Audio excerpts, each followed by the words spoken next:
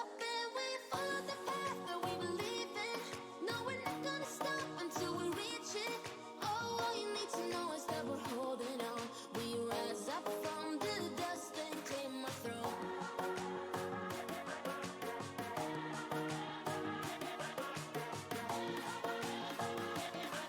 We rise up from the dust and claim our throne.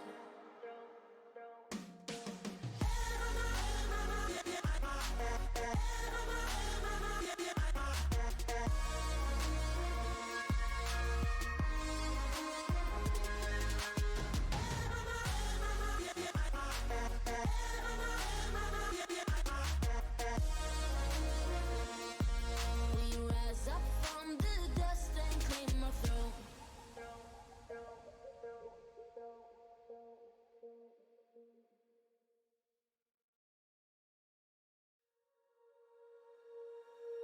When you feel it's hopeless, when you think that you've lost, oh, I will take your hand and we'll rise up from the dust.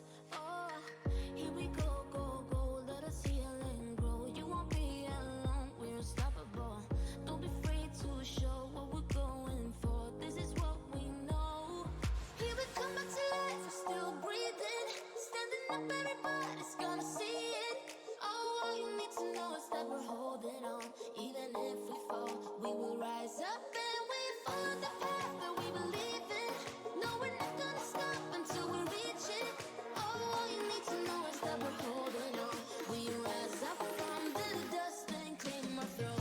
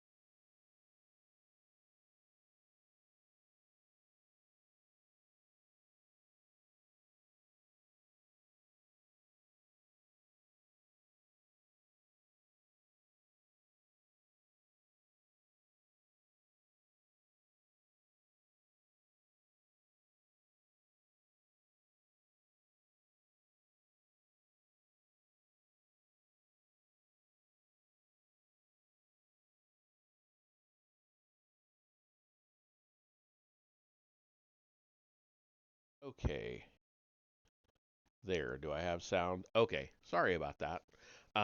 So say I was just saying I got a little bit of a late start. Um, so anyway, we're on chapter 20 of Annihilation. So Nosteral was already waiting for him when Theron arrived at the shuttle. He expected him to ask if he had spoken with Satil, but the Keldor didn't bring it up. So where do we go to meet this contact of yours? Gigani Port, Theron said, on DeSevero. Tracking Tethys down hadn't been hard. The SIS had a well-established network of informants at all the major spaceports that weren't under Imperial control. Getting information on the movements of people passing through the ports in the Hutt worlds or non-affiliated sectors like the Tion hegemony was, or Tion, I don't know how you pronounce that, was a routine procedure, provided the target wasn't taking unusual steps to conceal his or her identity. The purpose of the network wasn't really to allow Theron to get regular updates on a small-time criminal working for the old Tion, I'll say Tion, Brotherhood, but he wasn't the only agent who used SIS resources to track individuals for non-official reasons. The director normally turned a blind eye to these minor violations if the agents didn't overly abuse the system, though now that Tethys could actually be useful to the Republic, there was no reason to worry about being discreet. As the Jedi punched in the coordinates to the Prosperity's nav computer, Theron's mind kept drifting back to his meeting with Satil and her warnings about Jace. It wasn't like him to lose his composure. Satele hadn't done or said anything that didn't fit with what he expected from a Jedi Master.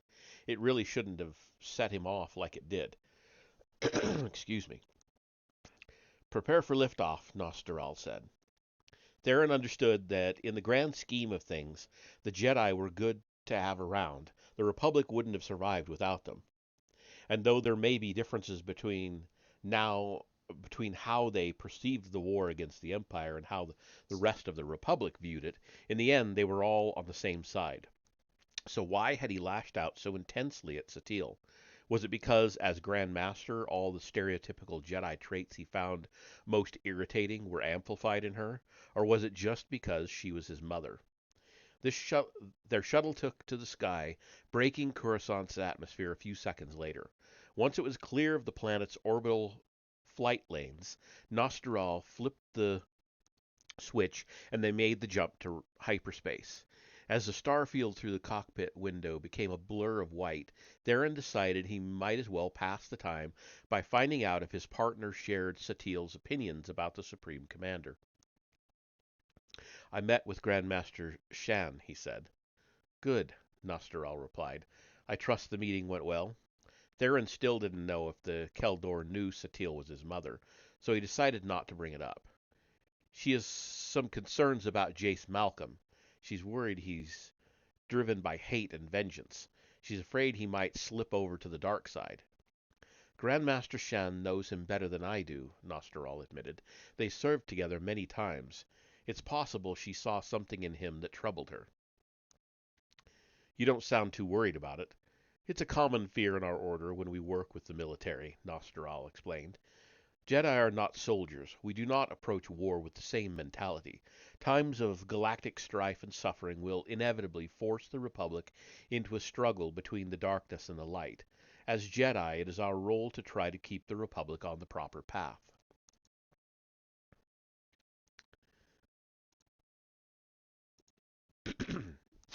Excuse me. At times, this can lead to tension and conflict, particularly when dealing with someone as strong-willed as Jace Malcolm, but it does not mean we are not all working to achieve the same goals. Sounds pretty reasonable when you say it like that, said Theron. I'm surprised Grandmaster Shan didn't explain this to you herself. Maybe she tried, Theron admitted, but the words she used didn't really get through. Sometimes personalities clash. Even the Grand Master is not the right teacher for every student, Nosteral noted. Theron bristled momentarily at the implication that he was learning at Nosteral's feet, but he quickly brushed his irritation aside. The Keldor hadn't meant anything by his words. It was just that odd way Jedi had of speaking that made normal folks feel like they were being condescending. Excuse me. Maybe half the problem is you, he chided himself. Gotta stop being so sensitive. He yawned suddenly, aware of how tired he was. He hadn't slept well after his meeting with Satele. I'm going to grab 40 winks, he said. Wake me when we get to Desevro. The customs authorities at Jigani Port weren't anything like Imperial security on Ziost. They hadn't they didn't require clearance papers or approvals or even an official ship registration. All they wanted was someone to pay the 50 credit docking fee and a 100 credit deposit on the hangar. Theron paid them out of his own pocket, not bothering to get a receipt so he could apply for reimbursement later. He wasn't sure how much of this mission was coming out of the SIS budget, but considering the Jedi had supplied the ship, he didn't mind footing the bill for parking. Where to now? Nosteral asked Theron as he paid the customs official. If I know Tethys, she'll be hanging around the dirtiest, nastiest, most dangerous spot to get a drink in this place. That'd be the Crooked Finger, the customs agent answered. Not sure it's your kind of place, fellas, he said, glancing up at the Jedi luxury shuttle. Want me to arrange a security escort? It wasn't difficult to understand his concern. Nosteral was wearing nondescript robes rather than his Jedi garb, and his lightsaber was tucked out of sight. Theron had donned his custom bracers with a full complement of toxin darts and a recharged pinpoint laser, but not everyone would realize they were more than just a stylish choice of wardrobe, and the single blaster on his hip looked woefully underpowered for the kind of people they were bound to run into wandering Jigani Port's seedier dives. "We can handle ourselves," Theron assured him. "Just point us in the right direction." When they reached the Crooked Finger, it was everything Theron had expected, dimly lit to hide the dirt and grime, and overflowing with a motley assortment of heavily armed thugs and criminals. Music from a slightly out-of-time live band spilled out the door, along with the clamor of the patrons shouting to be heard above the music. A pair of large Nikto sitting by the door sprang up as they entered, barring their way. "Cover charge to get in," the bigger of the two said. 50 credits each. Theron highly doubted they actually worked for the bar, but he didn't see the point in starting something. Before he could dig out any more credits, though, Nosteral intervened. "No cover for us," he said, waving his hand in front of him in an almost hypnotic gesture. "We're friends of the owner." "Guess we can let you through," the smaller Nikto answered, as he and his friend stepped to the side. "Seeing as how you know the owner." Once they were inside, Theron leaned in close enough for Nosteral to hear him above the music and the general din of the crowd. "Do you know how much easier my life would be if I could learn that trick?" he said. "Best thing about being a Jedi, if you ask me." "It doesn't work on everyone," Nosteral reminded him. "Only those with weak minds. Nikto are particularly susceptible." They made their way through the maze of tables and chairs, Theron's eyes scanning the bar for a yellow-skinned Twi'lek. He spotted her sitting at a table in the back corner with a scrawny-looking Rodian. Theron had expected her to be sitting alone. Teffa didn't normally make friends. "There she is," he told his companion. "Better let me do the talking." As they drew near, he could see that the Rodian was talking animatedly with Teffeth. He couldn't make out the words, but the Rodian's lips were moving, his ears were twitching, and his hands gesticulated wildly. Teffeth, on the other hand, was barely paying attention. She looked bored, or maybe drunk, sitting slumped forward in her seat with her hands folded in her lap beneath the table. "Hello, Teffeth," Theron said when they reached the table. "Mind if we sit down?" Her disaffected posture vanished as she whipped a blaster up from under the table. Clearly, she'd had it in her lap the entire time. The Rodian's eyes opened wide, then went back to normal once he realized she wasn't pointing the pistol at him. "Saw you across the room," Teffeth said to Theron. "Too crowded to shoot until you got close." Despite her words, Theron knew she had no intention of actually pulling the trigger, not unless he gave her a reason to. "You get to count of 3 to walk away," she said, her oddly accented basic still as impossible to place as Theron remembered. "There's no need for the pistol," Nosteral said, his hand making the same slow wave he'd used on the Nikto to the door. "We're all friends here." A strange look crossed over Teffeth's face, and the tip of her blaster dipped momentarily, only to pop back up and take dead aim at Theron's midsection. "No friends. One. Oh, not friends. One. I'm not here checking up on you," Theron reassured her. "I'm just here to talk business. Not interested. Deal was you leave us alone. 2. The job pays well," Theron continued, "if you can handle it." "Maybe we should listen to him," the Rodian chimed in. Teffeth glared at him before turning her gaze back to Theron. "Veb convinced us," she said, placing the blaster flat on the table. "You sit, you talk, we listen, then we shoot you." Theron and Nosteral settled into the 2 open seats at the table. "Ugly head got a name?" Teffeth asked, nodding at the Keldor. "Nosteral," he answered, not even slightly offended by the insult. "Master Nosteral," Theron clarified. "He's a Jedi, like Master Zhou." "Zhou not like other Jedi," Teffeth grunted, and Theron couldn't argue with that. "Your assistance on Zayast was quite helpful," the Keldor said, trying to get on her good side. "You cutting deals with outsiders behind Gorvich's back?" Veb said, shaking his head. "That's bad business, Teffeth shot Nosteral an angry glare before turning her attention back to Theron. You said you got another job?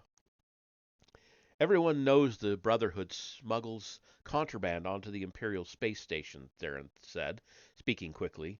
You've got the contacts, you've got the clearance codes, and you've got the ships. We know what we got. You got a point? I want you to help us get onto one of the space stations. Which one?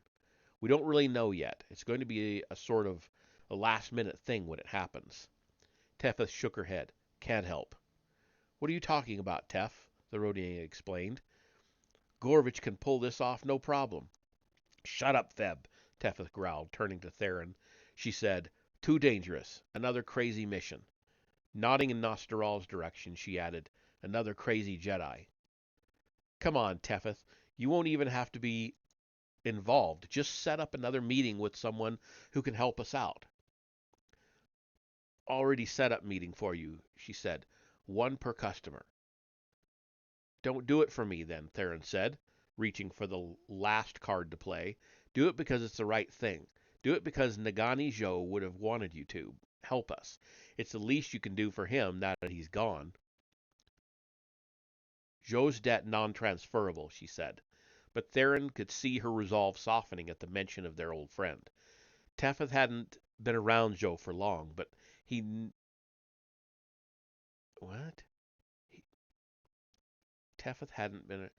It switched to... I'll just read it as is, sorry. Tethys hadn't been around for long, Zhou for long, but he knew they'd formed a powerful bond. His mentor had that effect on people. I'll throw in enough credits to choke a bantha, Theron offered. Okay, she finally agreed. We take you to Gorvich, but that's it. Then you disappear, for real this time. Of course, Theron promised her. I wouldn't have it any other way. And that is the end of chapter 20. So we'll jump right on into 21. Just out of curiosity before I...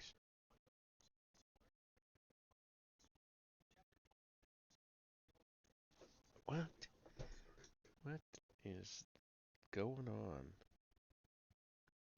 All of a sudden my phone started talking to me. Anyway, sorry about that. Okay, so I was just curious how many chapters there are. There are 33 chapters, so we've got a few more readings left. All right, 21. Huddled with Nostoral in the back of the airspeeder, taking them from Jigani Port to the nearby city of Maslavar, Theron was convinced they would drop out of the sky at any moment. The constant high-pitched whine of the engine made conversation impossible, and every few minutes the pilot had to drop them to a height of only a few meters above DeSevro's swampy surface to keep the repulsor lift from overheating. The stabilizers weren't much better, and each time a gust of wind hit them, the speeder threatened to flip over. The flight lasted only 20 minutes, but by the time they touched down in the center of the city, Theron's stomach was trying to crawl up and out of his throat. Best hotel in Maslavar, their pilot proclaimed as his passengers climbed out of the back seat. Looking at the dilapidated building before them, Theron was convinced there had to be a better option, but he wasn't eager to get back on that speeder any time soon. Maybe it won't be as bad as it looks, he silently hoped, as they collected their bags and headed inside. Tethys had agreed to set up a meeting with Gorvich 3 days from now. Theron wasn't happy about the delay, but she insisted it would take some time to pull together everything they'd need to get past Imperial security on whichever space station ended up being their destination. Until then, there was nothing for Theron and Nostoral to do but wait. They'd asked Tethys to recommend a place to stay. Seeing where she'd sent them made it clear she still wasn't happy about working with them. We need a room, Theron said at the check-in desk. 3 nights, 2 beds. The woman behind the counter didn't speak as she punched at the buttons on her console. Eventually, she produced a pair of keycards. 60 credits per night, pay up front. Theron slid the credits across the counter and she handed him the keycards. Level 6, top floor. Turbolift is broken. Theron prepared himself for the worst as he entered the room, and he wasn't disappointed. An unidentifiable unidentifiable but distinctly unpleasant odor wafted out to meet them as the door slid open, and Theron was certain he heard the scuttling of vermin running for cover as he flicked on the lights. "There is no comfort, only filth," he mumbled. "We could return to the shuttle," Nosteral suggested. "There are sleeping quarters, a shower, and a refresher on board." "I think the floor of the shuttle would be more comfortable than this place," Theron agreed, "but I need a few minutes before I can handle another speeder ride like the last one." "You and Tethys have an interesting relationship," Nosteral said. "It's not really a relationship," Theron explained. "She's just one of my contacts." "She is clearly more than that," Nosteral countered. "Nagani Zhou saw something in her. He took her under his wing. I guess I feel responsible for her now that he's gone." "Do you have feelings for her?" Theron laughed. "Not like you're implying. She's more like a kid sister. Annoying, always getting in trouble, but there's good buried somewhere deep inside." "It must be buried very deep," the Jedi noted, "for her to send you to a place like this." "She's not going to double-cross us," Theron assured him. "Because of her respect for Master Zhou?" "It's not just that. She's got honor. She could have abandoned me on Darth Mekis's flagship, could have taken my shuttle and left me to die there when it self-destructed, but she didn't. She waited while the whole place was collapsing around her, gave me time to get back to the shuttle." "No wonder she's hostile," the Jedi said. "She saved your life, and now you come and ask her for another favor. You are the one in debt to her." Before Theron could reply, the cybernetic implant in his right ear buzzed. "Hold on," he said to Nosteral, holding up a hand for silence. "Incoming call from the director." He whispered, "Accept incoming," before saying more loudly, "Director, any news?" "The bird is coming back to the nest," the director said. "The one in the Manax tree." From the analytics report, Theron knew there were just a handful of Imperial space stations large enough to accommodate a vessel the size of the Spear. Only one was located in a system starting with the same letter as Manax, Reaver Station in the Maranus system on the outer rim. "Copy. What's the timetable?" "Landing tomorrow. Should splash around in the bird bath for 2 days before flying south for the winter." "Got it. Anything else?" "Nothing relevant," the director said after a brief pause. "Good luck," he added, ending the call before Theron could ask any more questions. "Disconnect," Theron whispered as the static of the open channel hissed softly in his ear. He waited for the comlink to click off before telling Nosteral. "The Spear's docking at Reaver Station to give the crew 2 days of R&R. When?" "Tomorrow. By the time we meet with Tethys' contact, they'll already be back on active duty." "It might be weeks, maybe even months before the Spear docks again," Nosteral warned. "We need to convince Gorvich to move a little faster," Theron agreed. Theron didn't believe it was possible, but the speeder that took them back to Jagani port was in even worse shape than the previous one, but his stomach wasn't lurching when they touched down this time. He was too focused on the mission. Returning to the Crooked Finger, they found Tethys and her Rhodian friend still sitting at the same table where they had left them an hour earlier. "Didn't like the hotel?" Tethys asked when she saw them approaching. "Change of plans," Theron said. "We need to see Gorvich today, right now." The Twi'lek shook her head. "Impossible. 3 days, remember?" "I'm not playing around, Tethys." Something in his voice made her take notice, and she let out a long sigh.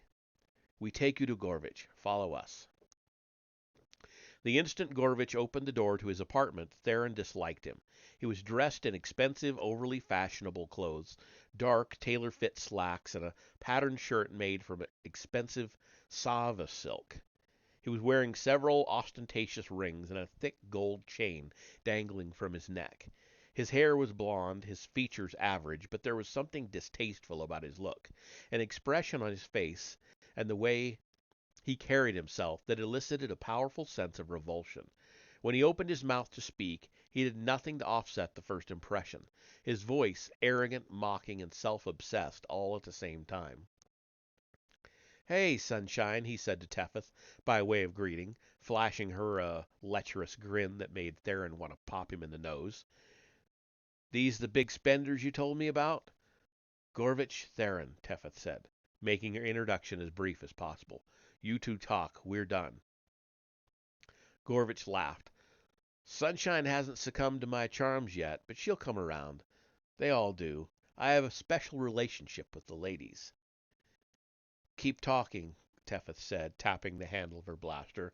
Make it so you never have a special relationship ever again. He responded with a wink and another laugh before turning his attention to Theron. Come on in, let's talk business. The three of them followed him into the living room. Though the apartment was small, it was well furnished. Theron noticed that all the pieces appeared new, and they seemed more suited for a much larger space. He's getting a little taste of success, Theron thought. Figures he'll be moving on to bigger and better things in the near future. Gorvich settled himself into an oversized easy chair, but didn't invite his guests to sit. Instead, he left them standing awkwardly in the center of the room, trying to make us feel uncomfortable, inferior, like we're servants waiting on him. Heard you need to get aboard an Imperial space station, Gorvich began.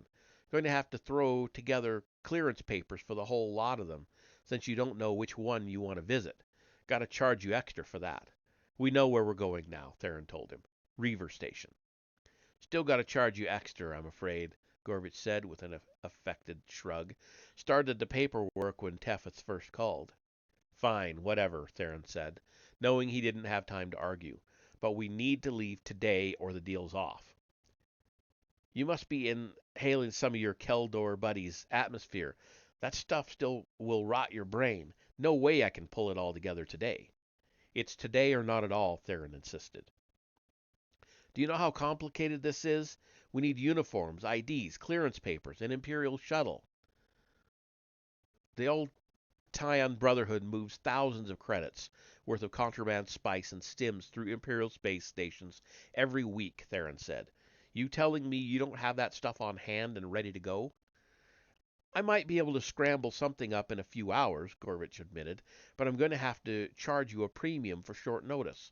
Not a problem, Theron assured him, though he wasn't sure that was true. They had a lockbox stuffed with 30,000 credits, hidden away in a secret security compartment on Nostral's shuttle, but Gorvich had all the leverage and he knew it. It was possible he might come up with a ridiculous price they couldn't meet with the funds on hand, and authorizing more credits from SIS would take time, not to mention the transfer of that size to any account on a gang-ridden planet like DeSevero was bound to attract all kinds of attention from anyone involved in the transaction. Theron decided not to bring this up, however. Better to negotiate the deal, then try to convince Gorvich to settle on a lower price once he'd already done the work to get everything ready.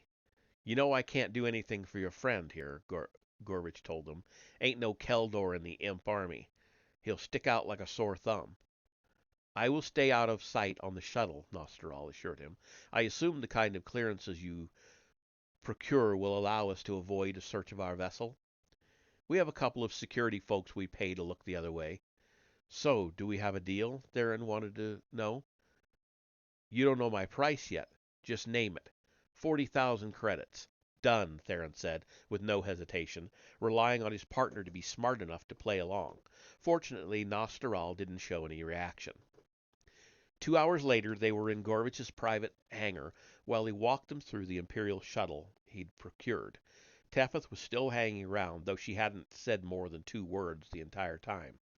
Standard Imperial Fleet issue, Gorvich said, pointing to a uniform draped over the pilot's chair.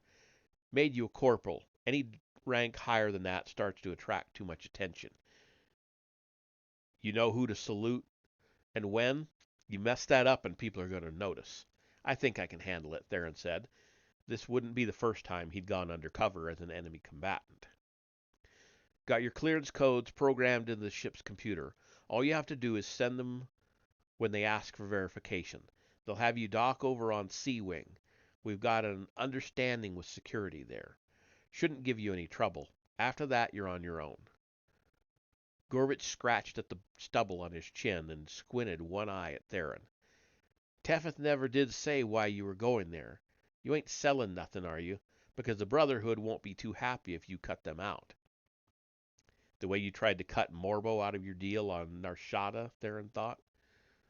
Got a cousin stationed on one of the capital ships, Theron said aloud, docking at Reaver Station. He's done with the war. Wants me to come get him out. Desertion and dereliction of duty, Gorvich said with a nod. That I can understand. Anything else we need to know? Theron asked. Guess not. Just hand over the credits and you're on your way. They're on our ship, Theron said. Great, Gorvich said, rubbing his hands together in excitement. Let's go get 'em. When they reached a Prosperity's hangar, Gorvich let out a long whistle of appreciation. Nice ride. Oh, that was Teffeth. Nice ride, Teffeth grudgingly admitted. Wait here, Theron said as he tapped in the code to open the boarding ramp, then climbed up and into the shuttle. Nosteral didn't bother to come with him. Theron was glad to see the Jedi had no problem letting him take the lead when it was appropriate. Even better, he knew his partner had his back if something should go wrong, as it had at the ODCC on Ziost. He opened the hidden security panel and dragged out the lockbox, then carried it back down the boarding ramp and set it at Gorvich's feet and opened it. Isn't that a pretty sight, sunshine, Gorvich said. Just hand over our cut, Teffeth replied. Give me a minute to count it. Make sure your friends aren't pulling a fast one. About that, Theron said. There's only 30,000 credits there. That's all we've got. So go get more, Gorvich growled. We don't have time, Theron told him. Not sure I'd trust anyone around here with that kind of transaction anyway. Theron was watching the other man closely, ready in case he went for his weapon. Shooting Gorvich might mess up the plan. The corrupt guards on Reaver Station could be friends of his, but he wasn't going to let Gorvich get the drop on him. In the back of his mind, he wondered whose side Teffeth would be on if things got ugly. We agreed on 40, Gorvich reminded him. I'm good for it, Theron assured him. 30 now and 10 when we get back. I'm not convinced you're going to make it back, Gorvich said.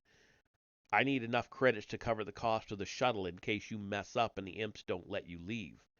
There was no way the simple Imperial supply shuttle Gorvich was lending them was worth anything above 20,000 credits, but Theron wasn't going to argue the point. Tell you what, he said. We get back, we'll give you another 20,000 instead of 10. Gorvich was silent as he considered the offer. Good money, Gorvich, Teffeth chimed in. Easy money. Okay, here's the deal, he finally said. 30 up front, 20 when you get back, and you leave me the command codes to your shuttle as collateral. The Prosperity's worth at least 50,000 credits on its own, Theron protested.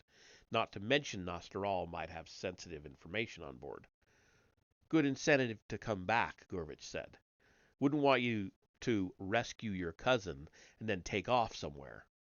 From his tone, it was clear he didn't buy Theron's cover story. Theron glanced over at Nosteral, who gave him a slight nod. Okay, we have a deal. Let me throw in one last wrinkle, Gorvich said with a grin. You take Teffeth with you. What? The Twi'lek exclaimed. Why? Not sure that these two are really up to, Gorvich said, but I want someone to keep an eye on them. Make sure they don't do anything that's going to cause trouble for the Brotherhood. So you go, Teffeth spat. Sounds a little too risky for me. Besides, you're the one who brokered this deal. You're the one vouching for these two. Just wanted the credits, Teffeth protested. Gorvich shrugged. That's the deal, Sunshine. You go with them or we cancel the whole thing. Teffeth glared at Theron, then over at Gorvich. Want a higher cut. Hazard pay. Sure thing, Sunshine, Gorvich said. I'll throw in an extra 3,000 when you get back. If you get back. She turned on Theron. You dragging us on another suicide mission? He shook his head. Quick in and out, he promised. Couple of hours and you're heading back. Easy money. Spend the credits before we get back, she warned Gorvich, and you wake up missing a finger. Sounds like we have a deal, he said with a smile. And that is the end of chapter 21. These are fairly short chapters, but I'm still only going to do 2 a night. So we'll pick up on chapter 22 next Monday. So let's see. Yep, I think we'll just call it there. I will just say enjoy the rest of your night. See you next time.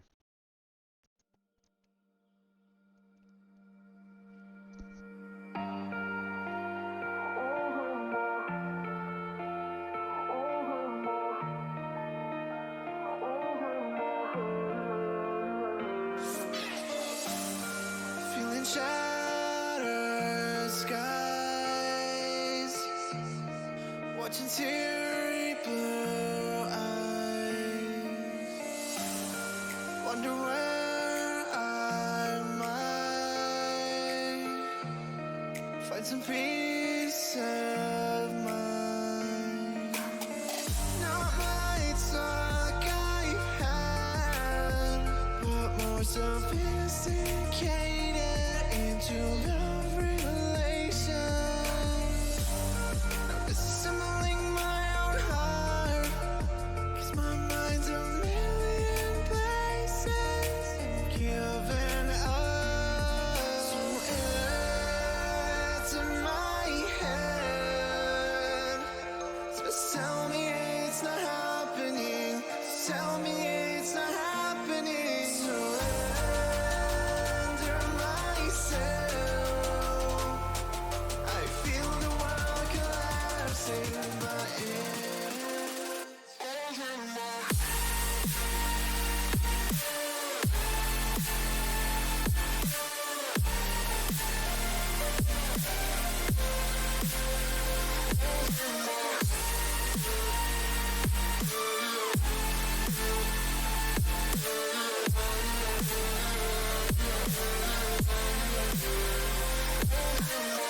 not lights like I had, but more sophisticated